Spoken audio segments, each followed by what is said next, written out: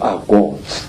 There are people who claim that these creatures are experimenting on us. That is a lot of rubbish. These creatures are harvesting us. These creatures are not aliens, Mr. Ike. These creatures are sexually compatible with our women. And what does that tell you? It tells you that they came from here. They are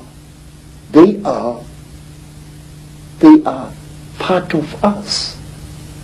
And this makes them all the more dangerous. They know us very, very, very well.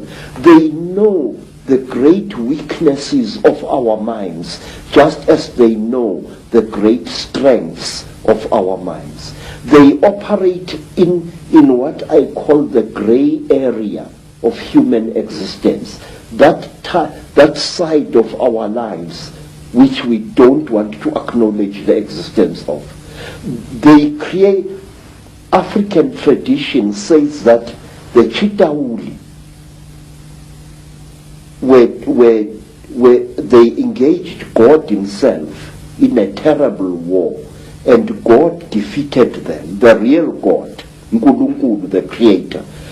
God defeated them, and he closed their mouths so that they are unable to talk or to eat food anymore. But we are told, say, that the Chitauli fatten on the energy that we human beings give them. They make us to fight each other. And when the whole land is drowning in death and fear and terror, when hundreds and hundreds of people are angry and afraid, the Chitauli get fat because they eat what we call the dark power, which is brought about when human beings destroy the planet on which they live. They feed off human emotion. Yes, sir. Very, very intense human emotion. We are told, for example, that if you see a Chitauri walking through the bush or just standing there and looking at you, and you are accompanied by your wife or your girlfriend, you must immediately make love to that girlfriend and release as much emotion as possible, and the Chitauri will be pleased and will walk away from you and not harm you. And another thing, sir, we are told that the Chitauri eat energy which is generated when hundreds of human minds or one human mind starts thinking at certain levels. We are told that the Chitauri want us to think at certain levels. Certain wavelengths. Yes, sir. And they reward us with long life. May I ask you, sir, have you ever thought as a thinking person, why is it that in the great universities of this world you find professors who think at certain levels and who live unnaturally long lives?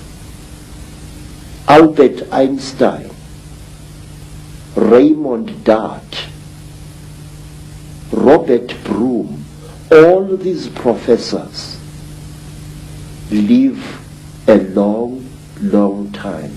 And my Aunt Mina, the last Sanusi in South Africa other than myself, is as active as a young girl, and yet she's close to her 99th year of life. My stepmother, Rose, she has lost nearly all her children, and she is still alive. extreme longevity is the reward with which the cheetah will reward you if you think at certain wavelengths. The description of your abduction clearly is describing what has become known as the Greys, what I think is also known by some as the ant people, the grey figures with the big black eyes. How do you think they connect in with the openly reptilian? And do you think that the black covers of the eyes are covering some kind of reptilian truth? Say, the so-called grey aliens are actually the lackeys and the servants of the cheetah. If you see a cheetah and you see this, there is very little racial difference. In fact, I will even go so far as to say this, that these creatures are actually the offspring of the cheetah. The way they gather substances from human beings and from animals, the way they are the forerunners of the cheetah in any place. And if you are very close to one of these creatures and you look into its goggle-like eyes, you will see round eyes, Mr. Ike, beyond this black goggle-like stuff. And these eyes are the real creature's eyes. Now let me tell you, there is in Lesotho a very strange mountain, a mountain called Leribe, Leribe. On this mountain, very amazing things happen after every 10-year or 20-year period. Now, not so long ago, an African farmer found an object near that mountain, an object which had crashed. And he was driving his tractor and he saw this strange object lying in the ground with tiny little bolts of lightning racing all around its edge. And the African walked up to the object, and when he wanted to touch it, a strange power struck him and sent him sprawling on his back to the ground. The African got onto his tractor and got out of there. What the African had seen had been a crashed UFO, a flying saucer. He described it very amazingly. And he said that after a few days, there appeared what he said was a huge removal van, very big, accompanied by soldiers wearing black uniforms, goggles and berets. And these soldiers lifted the object into the van, and the van drove away. But when people came to the site, they saw that something had fallen there, but they saw no heavy tire tracks of the vehicle that the man had described. Something had crashed there, had been removed, but there were no wheel marks of the heavy vehicle he had described. Now let me tell you something else.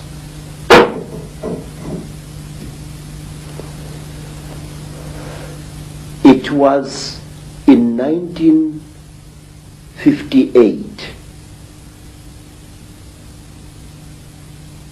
fact, I think that the incident I'm going to describe to you, sir, is somehow connected to what happened to me in 1959. I'm sure of it. A friend of mine in Lesotho called me. He said that he had something very important and that we had to share this. He said, please, I must come to Lesotho. I must come. And I went there. And then I found that he had dug a hole at the back of his hut.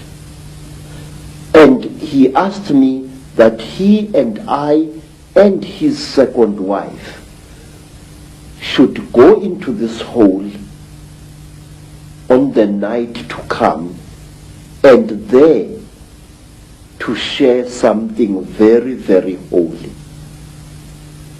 Well, we went down the hole.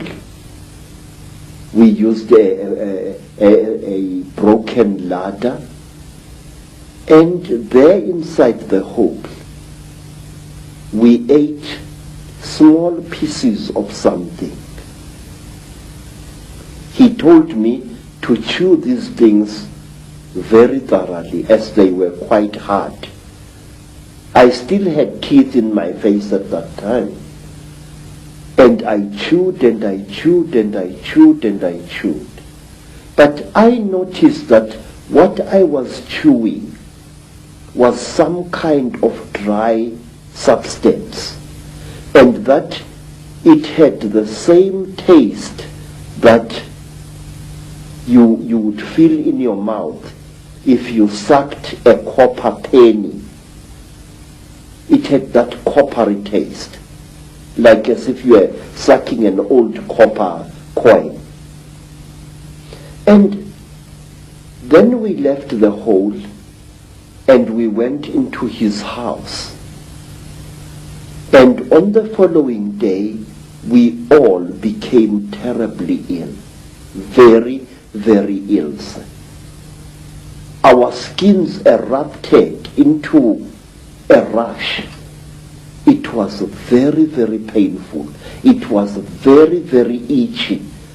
We bathed with urine.